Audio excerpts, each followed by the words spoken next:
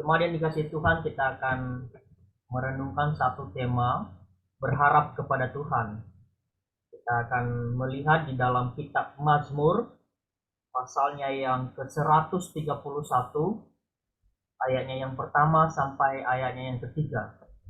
Sekali lagi di dalam Mazmur 131, ayat 1 sampai 3.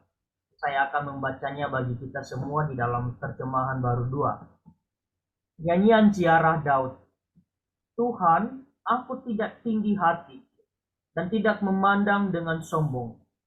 Aku tidak mengejar hal-hal yang terlalu besar atau hal-hal yang terlalu ajaib bagiku. Sesungguhnya aku telah menenangkan dan menenteramkan jiwaku, seperti anak yang disapih dekat ibunya. Ya, seperti anak yang disapih, demikianlah jiwaku dalam diriku. Berharaplah pada Tuhan, hai Israel, dari sekarang sampai selama-lamanya. Kemudian dikasih Tuhan, saya mengawali dengan memberikan satu ilustrasi bagi kita. Seorang anak kecil ini diajak oleh ibunya jalan-jalan ke mall. Di sana itu ia melihat berbagai macam-macam mainan dan barang-barang lainnya yang begitu menarik dirinya. Ketika sampai di arena permainan itu, anak tersebut pun melompat kegirangan. Ia ada di tempat yang menyenangkan. Jadi kesenangan di tempat itu membuatnya tidak kenal lelah untuk menjelajahi bagian demi bagian. Ia juga tidak sadar bahwa perjalanannya itu sudah cukup jauh. Ia pun juga lupa bahwa ia sudah berpisah dengan ibunya. Karena kegirangan itu tidak bertahan lama. Karena sesuatu membuatnya terjaga di dalam kenikmatan itu. Ia tiba-tiba sadar bahwa sekarang sudah tidak aman lagi. Mengapa? Karena ia sudah jauh dari ibunya. Jadi dari segala kenikmatan itu tidak lagi membuatnya aman. Ia begitu menangis dan berteriak untuk mencari ibunya. Ketenangan ini terletak pada kedekatan dengan ibu. Itulah yang dialami oleh anak kecil yang dalam sementara waktu itu terlena dengan keinginan yang ada di sekitarnya. Jemaat yang dikasihi Tuhan, dari cerita ini kita belajar bahwa ketenangan itu mengantarkan kita untuk dapat berharap. Berharap kepada Tuhan bagi sebagian orang untuk dapat mengacu pada kepasrahan akan segala sesuatu kepada yang ilahi. Ungkapan berharap kepada Tuhan ini juga kadang-kadang menjadi kalimat klise yang disenangi oleh banyak orang. Tidak heran, ungkapan ini hanya sebatas kata-kata penghiburan sesaat. Padahal berharap kepada Tuhan itu semestinya merupakan tindakan aktif yang didasarkan pada ketenangan. Seseorang telah mendapatkan ketenangan, baik itu dari orang maupun dari Tuhan. Maka daripada itu mari kita perhatikan firman Tuhan yang telah kita baca pada pagi hari ini. Jadi Mazmur ini diberi judul sebagai Mazmur Ziarah. Oleh sebab itu Mazmur ini dinyanyikan pada waktu naik ke gunung Tuhan. Pada waktu naik ke gunung Tuhan. Ziarah ini arti dasarnya itu adalah naik. Bila kita coba dramatiskan Mazmur ini, maka kita bisa mengatakan bahwa pemazmur ini atau peziarah ini sangat merindukan ketenangan dari Allah. Ia dengan langkah yang penuh semangat mendaki gunung Sion sambil menyangkal diri. Sekaligus dia mengesampingkan bahkan membuang segala ikatan-ikatan kenikmatan dunianya. Tetapi dia merindukan akan ketenangan di dalam Tuhan. Jadi ia fokus kepada Allah. Segala pencapaian itu sekaligus cita-citanya untuk masa depan tidak dapat menghalanginya untuk bertemu dengan Allah. Maka daripada itu ada beberapa hal yang perlu kita pelajari bersama. Yaitu yang pertama, keamanan di dalam Allah itu sebagai dasar pengharapan bagi kita. Oleh karena pemazmur ini tidak bersandar kepada pencapaian, dan cita-citanya, maka ia telah menetapkan hatinya untuk tenang di dalam naungan Tuhan. Kalau kita perhatikan di dalam ayatnya yang kedua, ayatnya yang kedua ini memakai kata sesungguhnya. Ya, kalau kita perhatikan di ayat 2. Sesungguhnya aku telah menenangkan dan menenteramkan jiwaku, seperti anak yang disapi dekat ibunya. Ya, seperti anak yang disapi, demikianlah jiwaku dalam diriku. Jadi menenangkan dan menyiangkan jiwa ini diibaratkan sebagai anak yang disapi. Itu berarti anak yang terus bergantung kepada ibunya. Anak yang aman di dalam kedekatan dengan ibunya. Sekalipun di luar sana banyak ancaman. Ia begitu menikmati naungan akan ibunya. Begitu pula dengan pemazmur pada waktu itu. Ia bersumpah untuk menenangkan dan mendiamkan jiwanya di dalam Tuhan.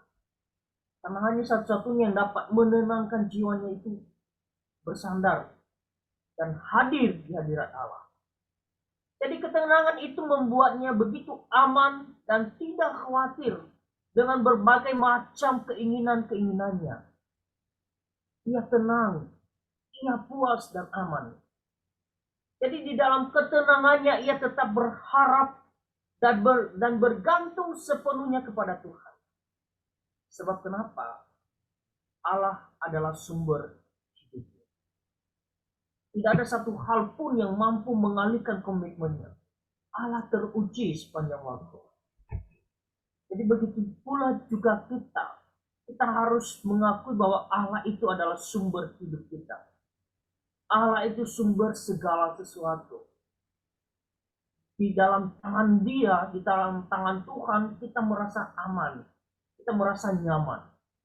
Seperti anak yang disapi tadi. Dia merasa nyaman dengan ibunya. Begitu juga kita sebagai orang-orang Kristen. Kita berasa nyaman ketika kita tetap tenang dan dekat kepada Allah.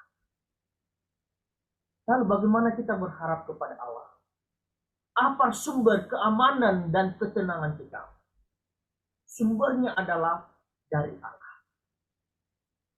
Sumber di dalam kenyamanan dan ketenangan kita adalah dari Allah sendiri. Jadi di dalam pencapaian apapun, seharusnya tidak menggesernya pada ketenangan seperti anak yang disapi oleh ibunya tadi. Bahkan sebagaimana ilustrasi tadi, bahkan juga dijelaskan di dalam ayat 2 itu.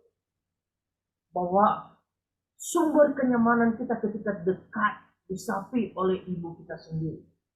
Dan sumber ketenangan dan keamanan kita itu bersumber dari Allah. Lalu apa komitmen utama kita? Kita mengakui bahwa Allah yang penuh kemurahan itu, Ia tetap setia sepanjang waktu. Ya. Keterujian inilah yang perlu mendorong kita untuk tetap mengatakan bahwa di dalam Tuhan jiwaku begitu tenang.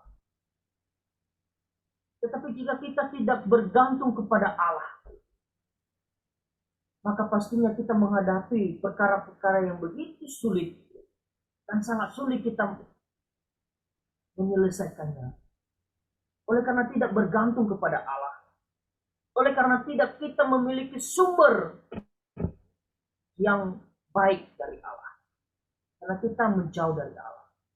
Tetapi kalau kita melihat bahwa satu-satunya sumber kekuatan, ketenangan itu dari Allah, percayalah di dalam Tuhan kita akan merasa nyaman. Kita memiliki sebuah kenyamanan yang luar biasa. Kita tetap juga bergantung hanya kepada Allah. Lalu hal yang kedua, perintah untuk tetap berhadap dan berharap kepada Tuhan. Di dalam ayat yang ketiga, di sana dikatakan berharaplah pada Tuhan, hai Israel, dari sekarang sampai selama-lamanya. Kalimat ini yang berupa perintah memberi penegasan bahwa pemazmur ini bukan sedang memberi himbauan. Ia juga justru memberi pengajaran sekaligus perintah kepada bangsa Israel pada waktu itu. Ia menunjukkan betapa Allah adalah pribadi yang patut diandalkan sepanjang hidup ini. Ia menyampaikan hal yang sangat paling penting tanpa ada embel-embelnya di dalam. Jadi berharaplah kepada Tuhan adalah perintah untuk hidup ini, bukan perintah untuk sukses di dalam keinginan-keinginan kita. Berharap kepada Tuhan juga pada hakikatnya berbicara tentang kehidupan. Perintah ini juga harus dimaknai dari sudut pandang teologi, bukan secara dramatis. Jadi banyak ungkapan-ungkapan rohani masa kini itu yang dapat mendorong orang untuk semakin memupuk ketamakannya. Berharap kepada Tuhan hanya untuk kesuksesan. Berharap kepada Tuhan hanya untuk kelancaran akan pekerjaan, akan usaha, akan bisnis. Bahkan hari ini kita juga justru belajar dari pemazmur bahwa berharap kepada Tuhan adalah dasar dari kehidupan kita. Kita tidak bisa dan tidak akan bisa hidup dan berkarya tanpa adanya Allah. Jadi jangan kita memanfaatkan keinginan kita untuk dapat berharap kepada Tuhan. Tetapi kita tetap berharap kepada Tuhan ya, untuk segala hal yang kita kerjakan itu, karena kita tahu bahwa Tuhan adalah sumbernya. Tuhan yang dapat menolong kita. Tuhan yang dapat memimpin kita sehingga kita tetap mengandalkan Dia. Kita tetap berharap kepada Dia. Jadi berbahagialah kita orang yang terus menantikan akan Tuhan. Berbahagialah kita yang terus tetap juga mengandalkan Tuhan. Dan berbahagialah kita sebagai orang-orang Kristen yang selalu setia kepada Tuhan sampai saat ini. Karena kita memiliki pengharapan hanya kepada Tuhan saja. Karena Dia adalah sumber dari segala sesuatu. Tuhan adalah satu-satunya yang dapat menolong kita. Karena Dia adalah pengharapan di dalam diri kita. Hal yang ketiga, bahwa pengharapan yang telah teruji itu menjadi sebuah kesaksian. Perintah ini juga disampaikan kepada orang Israel. Ini berarti bahwa pemazmur sedang bersaksi bahwa Tuhan adalah pengharapan satu-satunya. Ia tidak menjerumuskan, justru ia memberi sebuah kesaksian yang penuh dengan makna.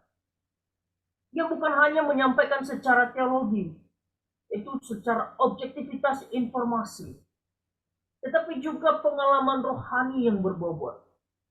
Ia sudah mengalami betapa indahnya berharap sepenuhnya kepada Allah. Cuma yang dikasihi Tuhan. Pengalaman saya ketika saya tidak berharap kepada Tuhan pada waktu itu, ketika sebelum masuk sekolah teologi, saya begitu mengandalkan diri sendiri. Tidak mau apa yang Tuhan inginkan gitu. Sehingga perjalanan demi perjalanan pun kayak saya tidak merasa nyaman. Karena hanya berharap untuk diri saya sendiri. Tidak mengharapkan apa yang telah Tuhan inginkan. Tetapi apa yang saya inginkan begitu. Hingga di dalam proses hanya itu pun, karena Tuhan mengharapkan saya untuk menjadi pelayannya, maka pergumulan itu begitu berat di dalam diri saya. Begitu berat. Karena saya seakan-akan tidak mau menerima akan apa yang Tuhan harapkan di dalam diri saya ini. Untuk menjadi seorang pelayan Tuhan. Tetapi dari proses-proses yang ada, proses yang saya lewati, Tuhan membukakan hati saya. Jadi tidak menginginkan apa yang saya inginkan, tetapi apa yang Tuhan inginkan di dalam diri saya. Dan kita juga sebagai anak-anak Tuhan harus menjadi saksi, bersaksi di hadapan umum, membagikan Injil Tuhan, bahwa satu-satunya jalan yaitu Yesus Kristus. Kita dapat tenang, kita dapat menenangkan jiwa ini, menenteramkan jiwa ini hanya kepada Tuhan saja, hanya kepada Allah saja. Tidak ada lagi Allah lain seperti itu. Allah yang kita sembah. Dialah satu-satunya yang dapat menenangkan hidup kita. Bagaimana pemazmur ini memberikan sebuah perintah kepada orang-orang Israel, bahwa berharaplah pada Tuhan, hai Israel, dari sekarang sampai selama-lamanya. Jadi bagi kita juga sebagai anak-anak Tuhan, kiranya juga kita tetap berharap hanya kepada Allah. Mulai dari kecil sampai nanti kita meninggalkan dunia ini. Hanyalah satu-satunya Allah yang dapat kita sembah, yaitu Tuhan. Jadi pengharapan yang benar dalam hidup orang percaya itu menjadi sebuah kesaksian bagi banyak orang. Berharap kita semua juga dapat menyuarakan kebenaran itu yang hanya berharap kepada Tuhan bagi banyak orang. Memang kesulitan itu pasti dapat dihadapi. Namun kita tetap menjalani komitmen ini untuk tetap tenang. Sebab di dalam Tuhan ada kenyamanan, ada kemurahan, penuh dengan sukacita ketika kita tetap berada dalam pimpinan Tuhan. Saudara yang dikasihi Tuhan, hari Selasa kemarin ya, kami mengikuti seminar yang dibawakan oleh dari pembicaranya dari luar negeri ya, dari luar negeri. Jadi sesuatu hal yang saya dapatkan pada waktu itu ya, Dr. Richard Pratt ya, sesuatu yang saya dapatkan bahwa di dalam Tuhan bangsa Israel yang membahas di dalam kitab Yosua. Jadi ketika mereka berharap kepada Tuhan, mereka mendapatkan ketenangan. Bahkan Tuhan menyampaikan kepada Yosua pada waktu itu, kuatkan dan teguhkanlah hatimu. 3 kali di dalam kitab itu disampaikan, kuatkan dan teguhkanlah hatimu. Itu sesuatu hal yang begitu dalam. Ketika menghadapi masalah-masalah, ketika kita menghadapi hal-hal yang di luar daripada nalar kita sendiri. Karena kenapa? Ada Tuhan. Ada Tuhan yang dapat menolong. Ada Tuhan yang senantiasa memimpin kehidupan kita. Maukah kita untuk dapat bersaksi di luar sana bahwa Yesus Kristus satu-satunya yang dapat memberikan sumber ketenangan di dalam diri kita.